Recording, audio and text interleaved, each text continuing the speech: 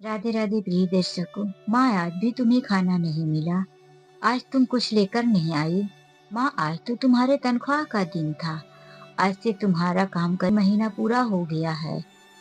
हाँ बेटा, आज हमारे तनख्वाह का ही दिन था और खाना भी आता ही होगा। चलो, हम सब बैठकर बातें करते हैं। शांति देवी के 4 बच्चे अपनी माँ का इंतजार कर रहे थे और आज वह पेट भर खाने की उम्मीद भी रखे थे, क्योंकि पूरा महीना गुजर गया था।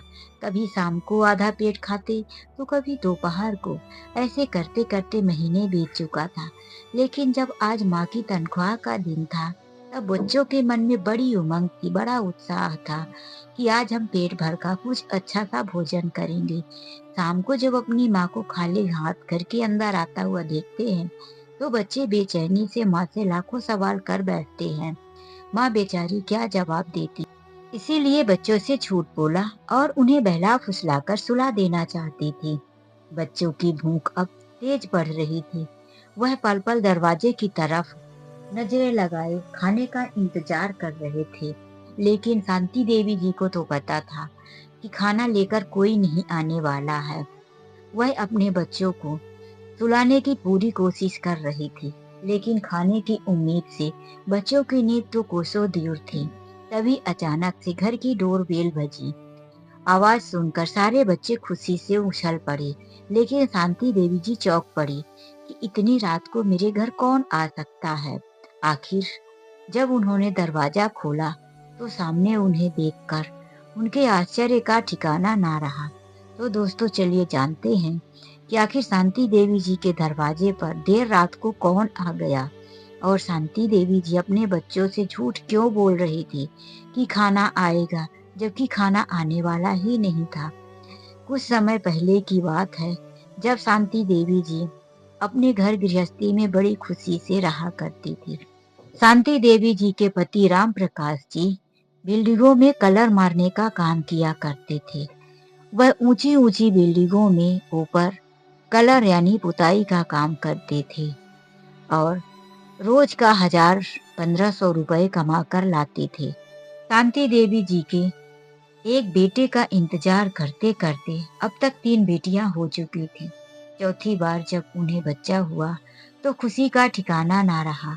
उन्हें भगवान ने एक बेटा दे दिया था। अब उनका बेटा आज 5 साल का हो गया था। उनके घर गृहस्थी में सब कुछ बड़े अच्छे से चल रहा था।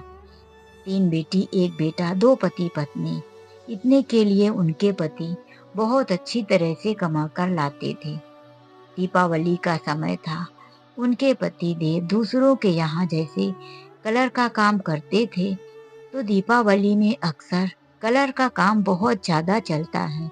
हर किसी को अपने घरों में कलर पुताई की जरूरत पड़ती है, इसीलिए उन्हें ऑर्डर पर ऑर्डर मिलता जा रहा था। एक दिन वह दीपावली के 3 दिन पहले किसी घर में कलर का काम करने गए थे। वहां बाहर बिल्डिंग में कलर मार ही रहे थे कि ना जाने कैसे तीसरे माले से सीढ़ियों पर से उनका पैर सरक गया और गिरकर वह नीचे आ गए। बेहोशी की हालत में उन्हें हॉस्पिटल ले जाया गया।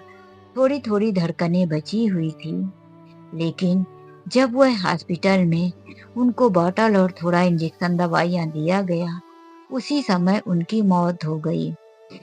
उनकी पत्नी को भी उनके साथ काम कर रहे लोगों ने फोन करके बुला दिया। लेकिन जब तक शांति देवी जी हॉस्पिटल पहुंची, तो उनके पति इस दुनिया को छोड़कर जा चुके थे। वह अपने पति से अंतिम समय में बात भी नहीं कर पाई। सुबह जब ड्यूटी में निकले थे, वही याद उनके जीवन में रह गई। शांति देवी जी की तो मानो अब तो दुनिया ही उजड़ चुकी थी। 4 बच्चों की जिम्मेदारी, पति अकेला छोड़कर चले गए थे। शांति देवी जी कई दिनों तक रोती बिलखती रही। परिवार और समाज के लोग आए, 13वीं तक उनके घर में लोगों का आना जाना लगा रहा।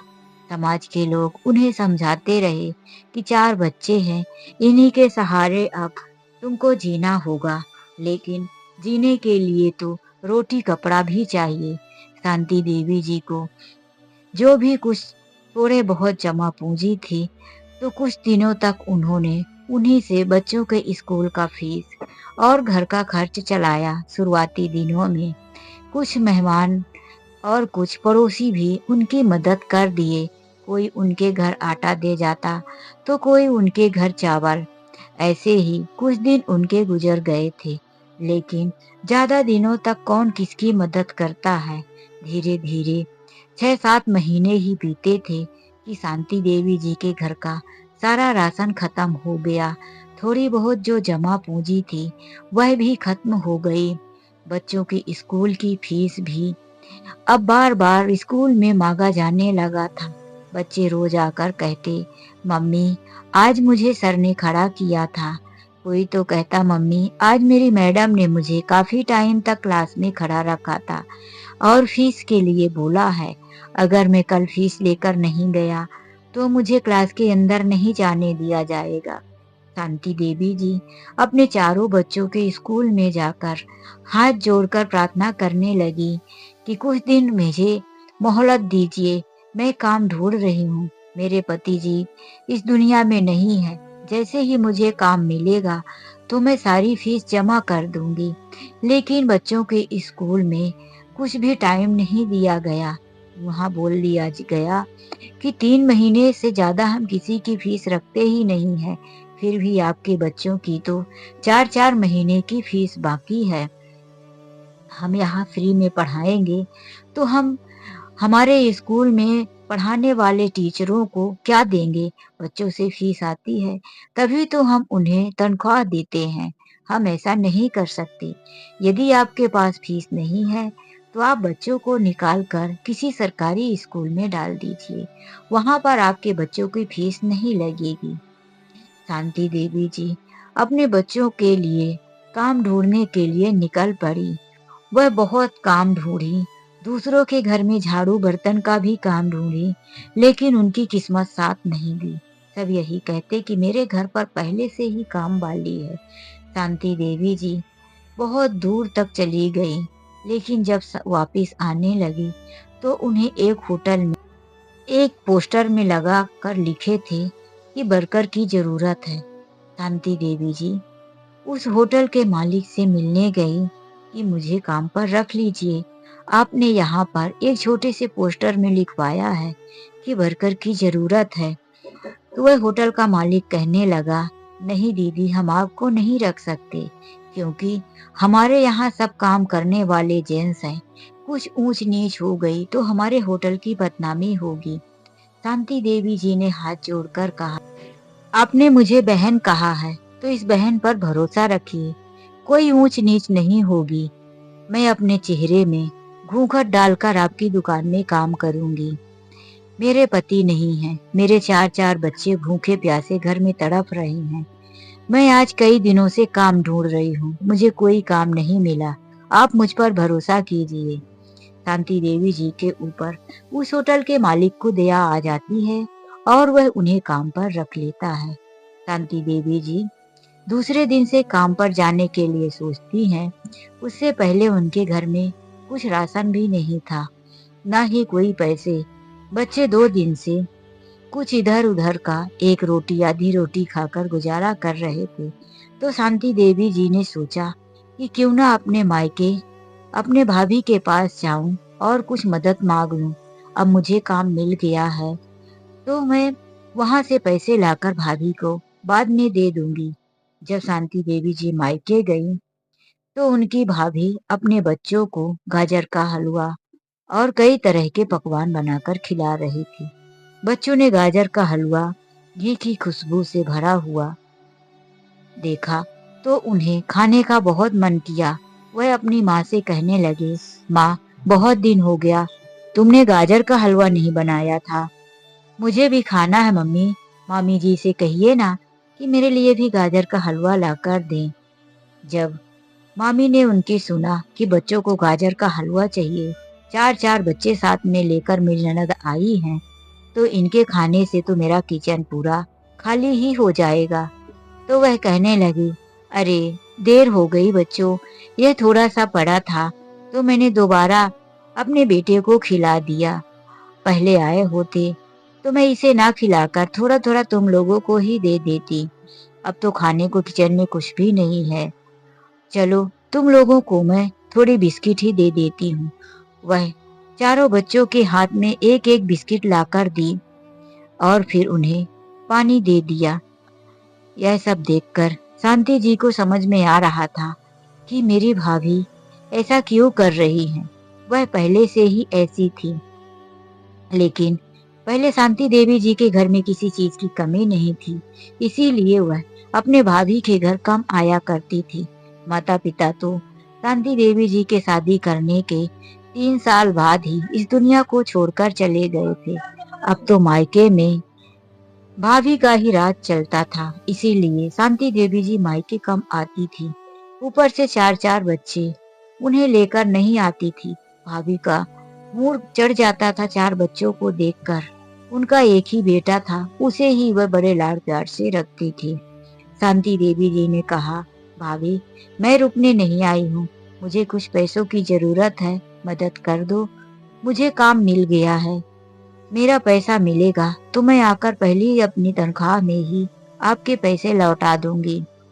शांति देवी जी के भाभी ने सीधे ही मना कर दिया, अरे क्या बात है दीदी, मैं दे देती, लेकिन इस समय पर बड़ी तंगी चल रही है। क्या है कि आपके भैया को 2-3 महीनों से तनख्वाह नहीं मिली।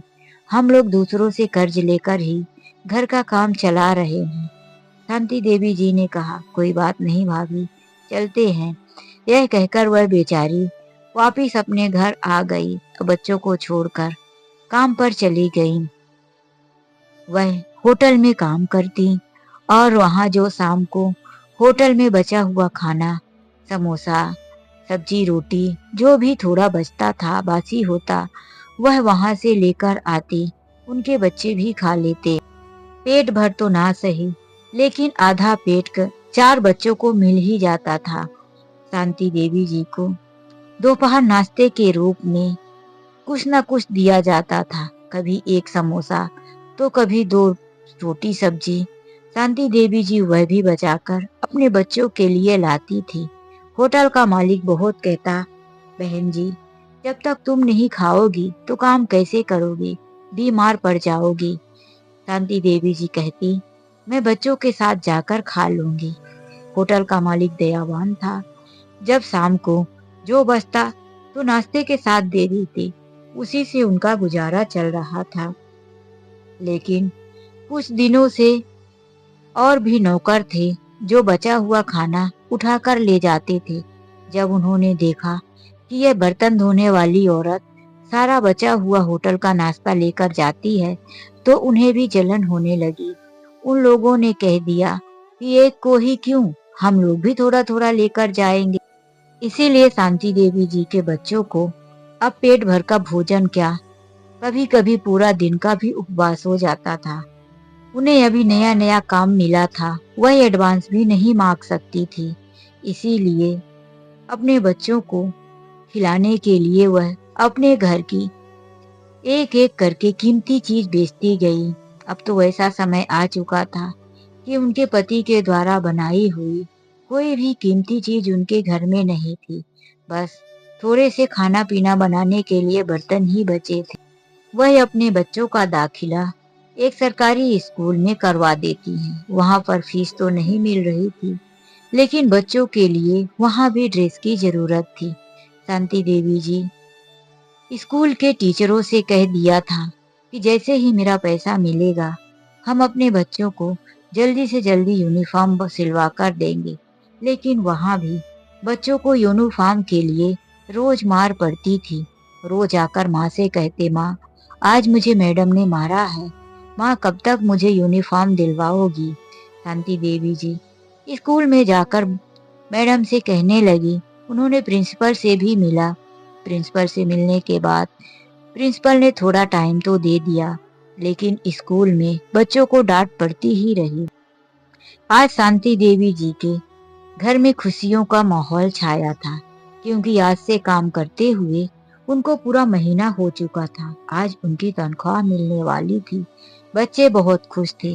शांति देवी जी अपने बच्चों को ढेर सारी उम्मीदें देकर रखी थी, और मिला भी। जब शांति देवी जी को पूरे महीने भर की तनख्वाह मिली, तो वह लेकर खुशी खुशी अपने घर जा ही रही थी कि बस स्टॉप पर उन्होंने देखा कि एक बूढ़ी औरत घुटनों पे बैठकर हर इंसान से भी कह रही थी कि मुझे कुछ पैसे दे दो, मेरे पति हॉस्पिटल में पड़े हैं, यदि उन्हें पैसे लेकर नहीं गई तो वह मर जाएंगे। घर में मेरे छोटे छोटे 4-5 बच्चे हैं, मैं उन्हें क्या करूंगी, कहाँ से पैसे लाकर खिलाऊंगी। मेरे पति का बुरी तरह से एक्सीडेंट हो गया है। शांति देवी जी के कानों में वह बातें बिल्कुल तीर की तरह चुभ रही थी। उन्हें रह रहकर अपने पति की मौत याद आ रही थी कि काश मेरे पति को इतना वक्त मिला होता कि मैं उनकी दवा तो करवा सकती थी। शांति देवी जी कभी उस औरत की तरफ देखती तो कभी अपने मुट्ठी में लिए हुए पैसों की तरफ, जो अपने आंचल में बांध कर वह मुट्ठी में पकड़ी हुई थी।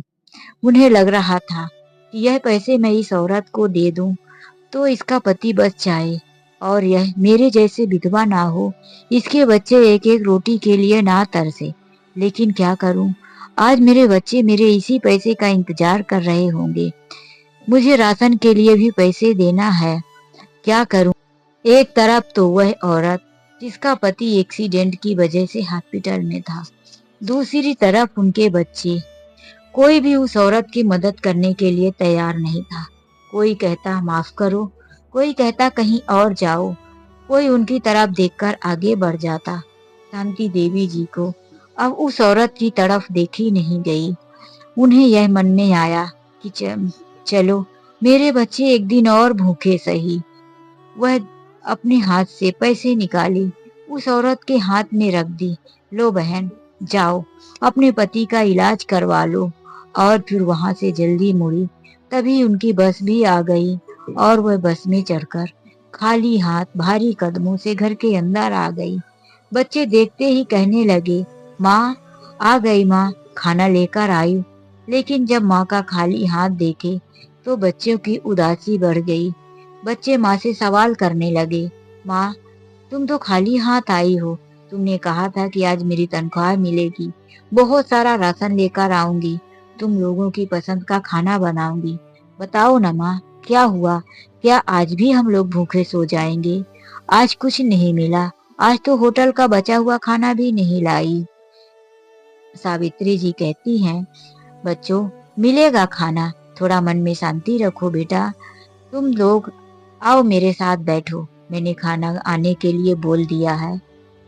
पास वाले भैया राशन लेकर आएंगे, फिर मैं तुम लोगों की पसंद का खाना बनाऊंगी। यह कहकर वह बातों में अपने बच्चों को उलझा लेती है और अंदर ही अंदर उनका कलेजा फटा जा रहा था। क्या करे, कैसे अपने बच्चों को सच बता दे।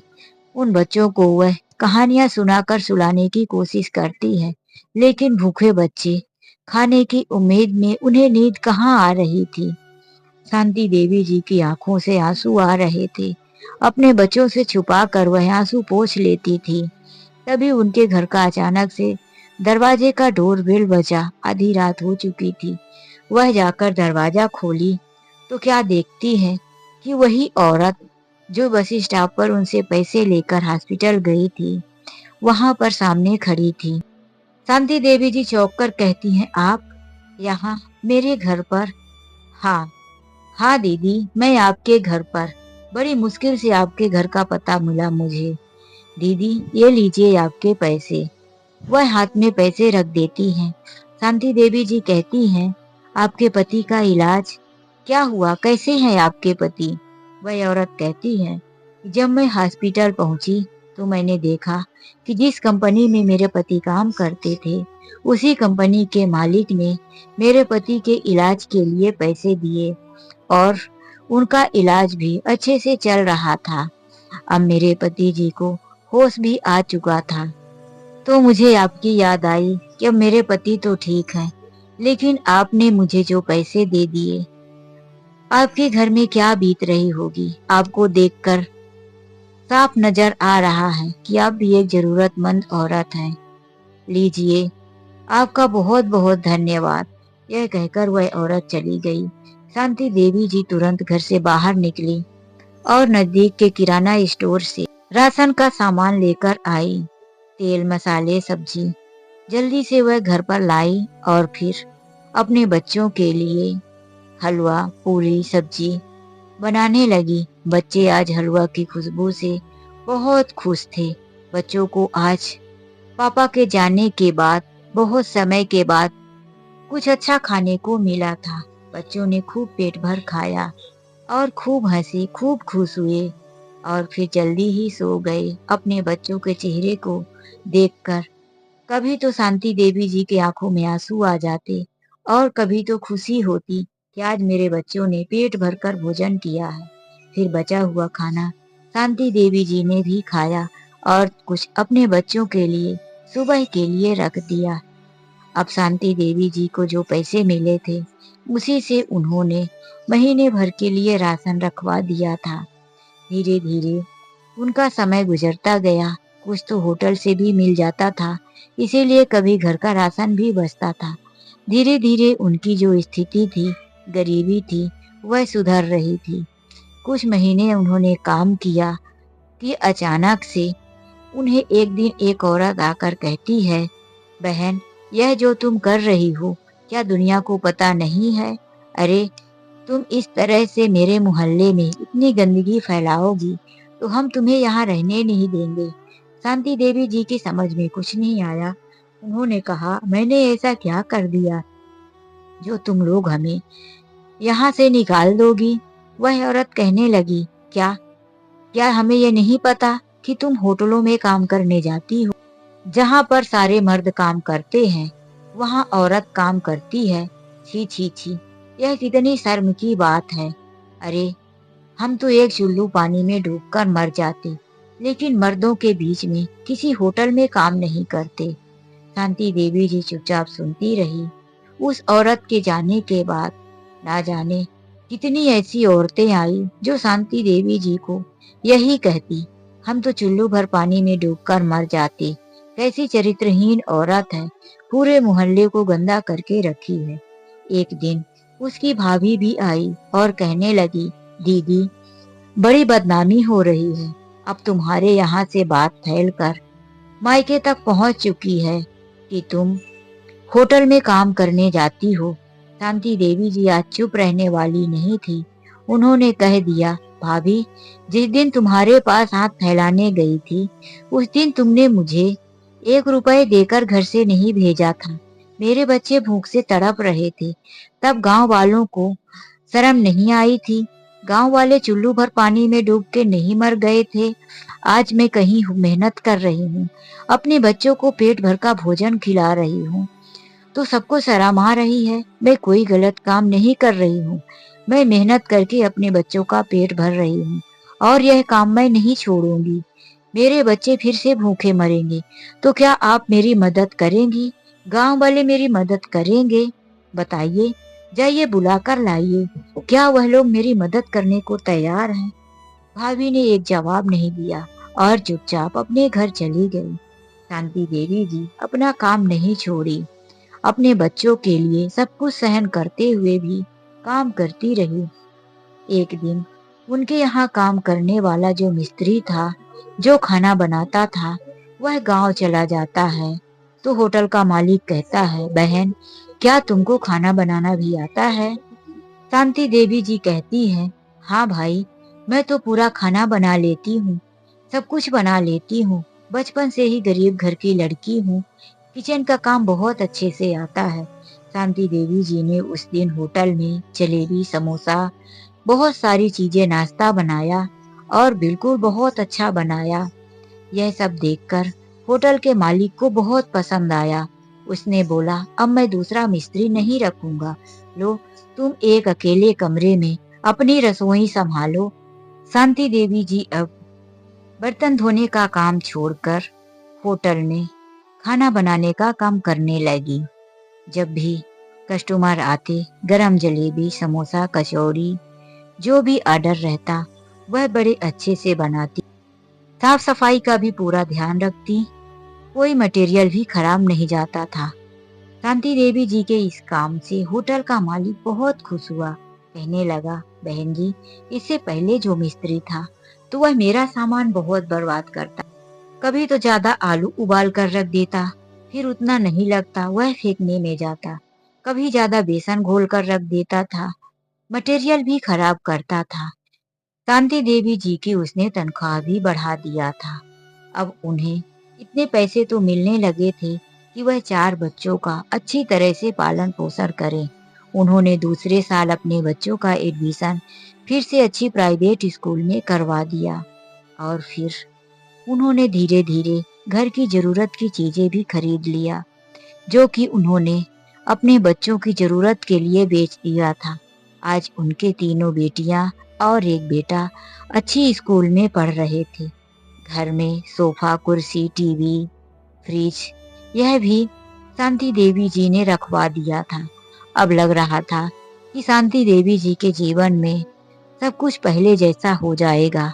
पति की कमी तो हमेशा रहेगी, लेकिन अपनी मेहनत से उन्होंने अपने बच्चों को आगे बढ़ाने के लिए पूरी कोशिश किया। एक दिन उनकी भाभी अपने ही ननद के यहाँ आती है। वह यह देखने के लिए आई कि देखें क्या चल रहा है मेरी ननद के घर में। जब वह आई तो सब कुछ देखकर उसकी आंखें फटी की फटी रह गई। अरे, इसने तो सोफा खरीद लिया, टीवी खरीद लिया, घर में बेड भी रखवा लिया। यह देखकर वह अपनी ननद से कहती है, दीदी, मैं तुम्हारी मदद करने के लिए ही आई थी। उस समय पर मेरे पास भी पैसे नहीं थे, लेकिन अब थोड़े पैसे हाथ लगे तो मुझे लगा कि मुझे अपनी ननद की मदद करनी चाहिए। शांति देवी जी उसकी मन की बात को समझ रही थी। उन्होंने कहा, कोई बात नहीं भाभी, जैसे तैसे करके हमारा खर्च, हमारा घर चल रहा है। आपने मदद करने के लिए सोचा, आपका बहुत बहुत धन्यवाद। आज शांति देवी जी के भाभी का मुंह नीचा हो गया था। वह अपनी ननद के घर से वापस चली गई। शांति देवी जी की अब बेटियां भी बड़ी हो चुकी थी। वह अपने घर का काम कर लेती थी। अब शांति देवी जी को सिर्फ होटल का काम रहता था। उनकी तीनों बेटियों ने घर अच्छी तरह से संभाल लिया था। उन्हें घर का कोई काम नहीं था, इसीलिए घर में आराम करने का समय मिल जाया करता था। तो दोस्तों, यह कहानी आप लोगों को कैसी लगी? लाइक और कमेंट करके जरूर बताएं। तो चलिए मिलते हैं एक नई कहानी के साथ। आज के लिए बस इतना ही। राधे राधे, जय श्री कृष्णा।